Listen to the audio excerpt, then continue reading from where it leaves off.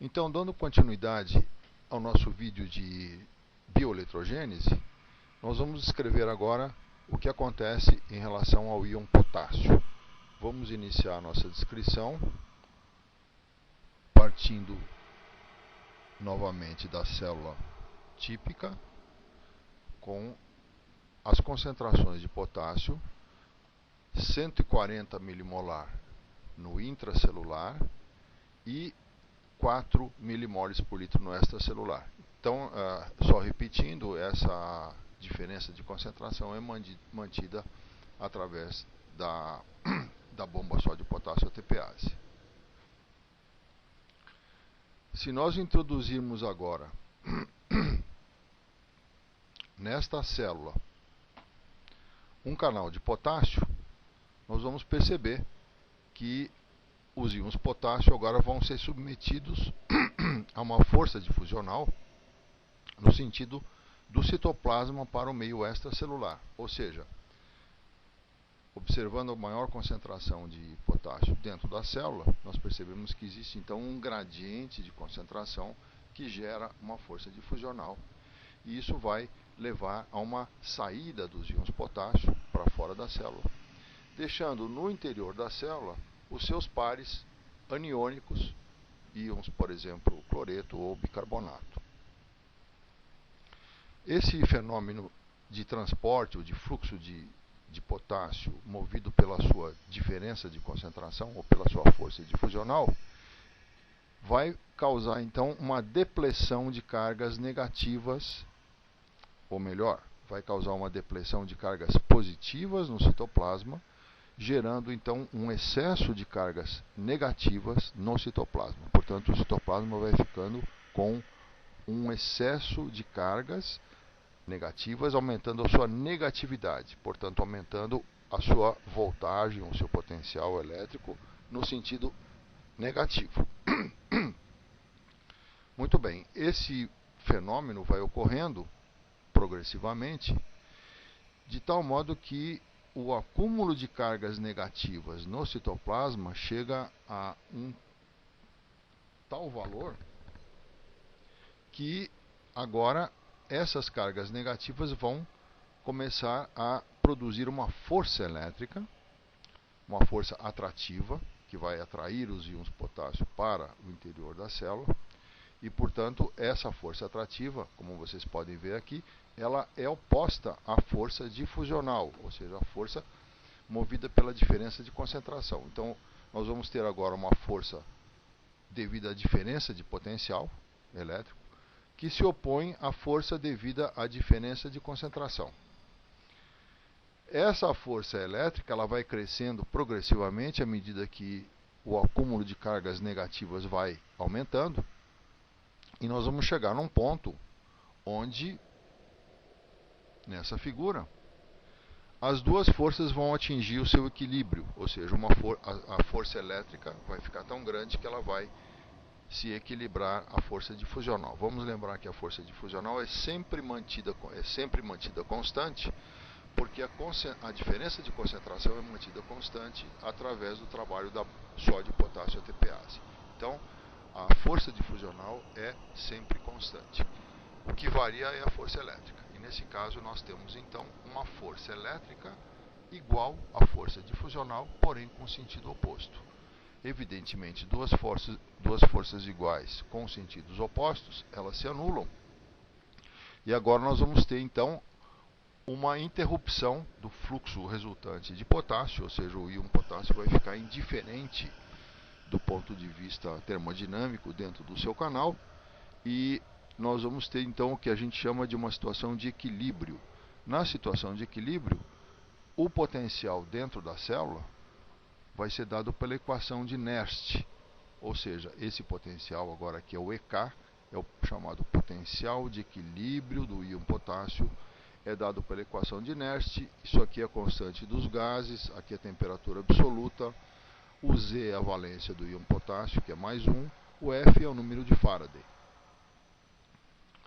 A equação de Nernst ela está escrita aqui do lado, não vamos perder tempo agora em mostrar a equação de Nernst.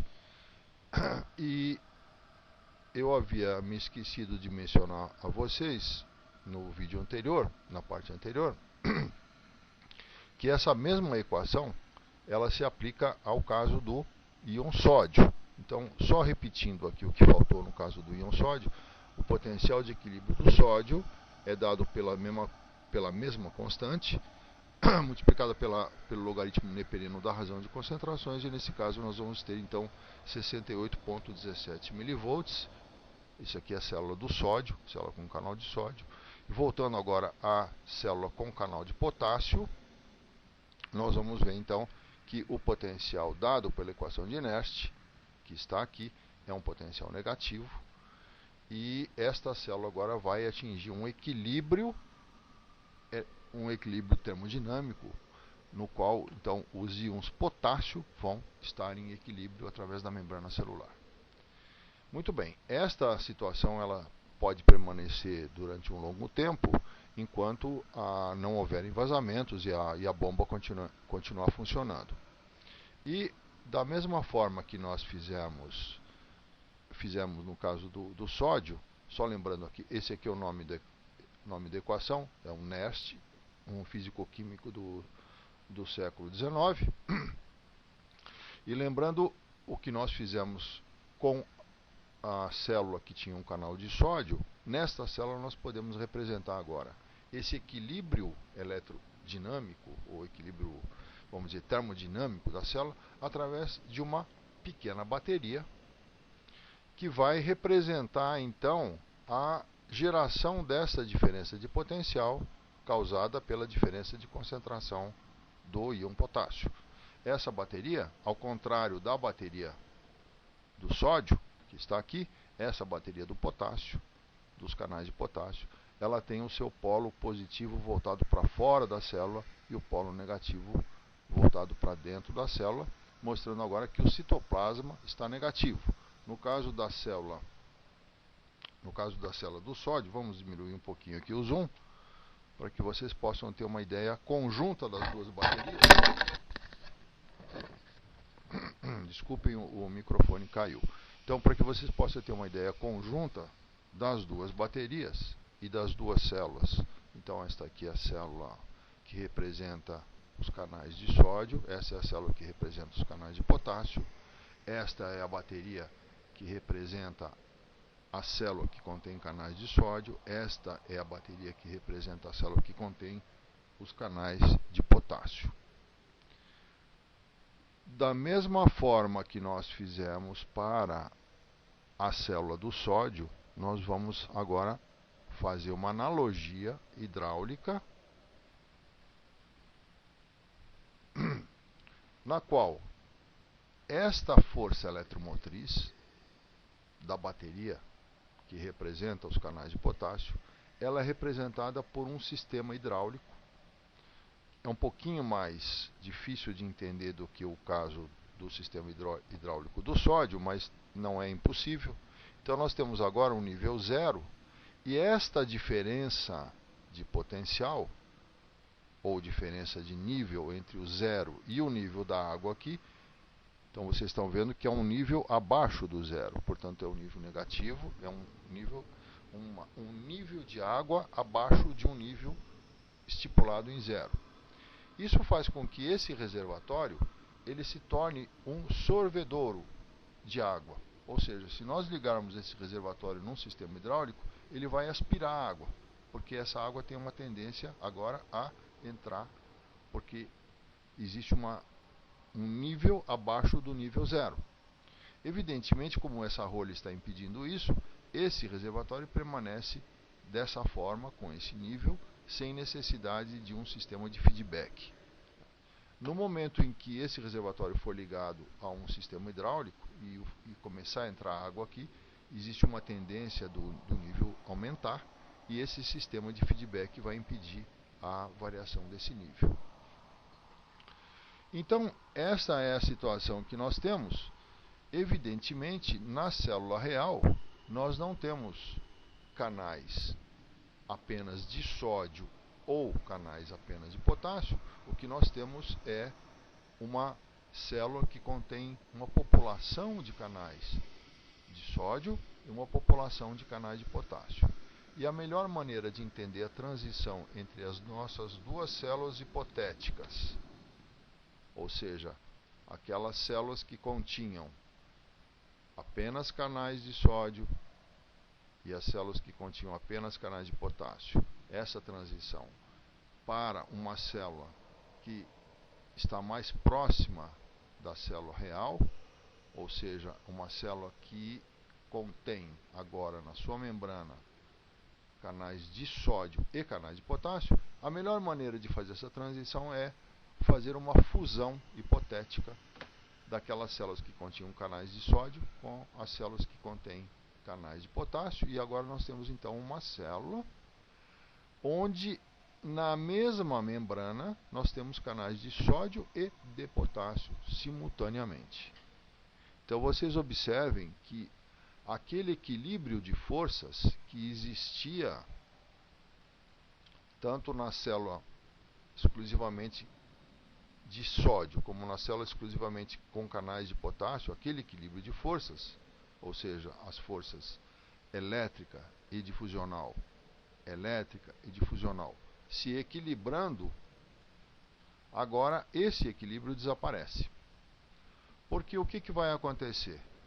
Como esta célula inicialmente tem um excesso de cargas positivas, evidentemente esse excesso de cargas positivas vai migrar para o lado onde nós temos um excesso de cargas negativas. Isso gera uma corrente elétrica. Essa corrente elétrica agora vai circular entre o citoplasma dessas duas células, entre os citoplasmas dessas duas células, e vai se fechar o elo através do meio extracelular. E agora o que vai acontecer? O potencial, que era inicialmente mais 68 mV, ele vai ficar menor do que mais 68 mV, ele vai ficar menos positivo. E esse potencial, que era menos 86 mV, ele vai ficar menos negativo. Ou seja, as forças elétricas de cada um dos lados vão ficar menores do que as forças difusionais respectivas. Lembrando que as forças difusionais elas não se alteram, porque a concentração do citoplasma não se altera. A bomba sódio e potássio não permite estas alterações de concentração. Então as duas forças difusionais se mantêm iguais. O que vai mudar agora são as forças elétricas. Então vocês observem que agora nesse lado dos canais de sódio, a força elétrica agora está menor do que a força difusional. Do lado do canal de potássio, a força elétrica agora ficou menor do que a força difusional. Então, de cada um dos lados, a força difusional vence a força elétrica e, portanto, os íons potássio vão sair por aqui e os íons sódio vão entrar por aqui. Essa entrada de sódio por esse lado e a saída de potássio por esse lado geram uma corrente elétrica que circula desta forma, íons potássio saindo e íons sódio entrando. Isso é, na realidade, o que a gente encontra numa célula biológica, numa célula natural. Os íons sódio continuamente entrando e os íons potássio continuamente saindo. Evidentemente, essa situação ela só pode ser mantida em estado estacionário porque a bomba sódio-potássio faz o trabalho oposto. Ela expulsa continuamente os íons sódio e joga continuamente íons potássio para dentro da célula. Portanto, as concentrações de sódio e potássio se mantêm constantes. Nós vamos fazer uma pequena interrupção agora, mas um pouquinho antes de terminar essa interrupção, nós vamos mostrar então o resultado desta fusão. É agora uma célula que contém, então fazendo um pequeno resumo, é uma célula que contém canais de sódio e de potássio simultaneamente na sua membrana. Qual vai ser o potencial elétrico no interior dessa célula? Nós sabemos que ele vai ser menos positivo do que 68 mV e menos negativo do que menos 86 mV, ou seja, ele vai estar entre mais 68 mV e menos 86 mV. Mas qual é o valor desse potencial? É exatamente isso que nós vamos fazer agora na próxima etapa do nosso vídeo. Muito obrigado e até o próximo vídeo.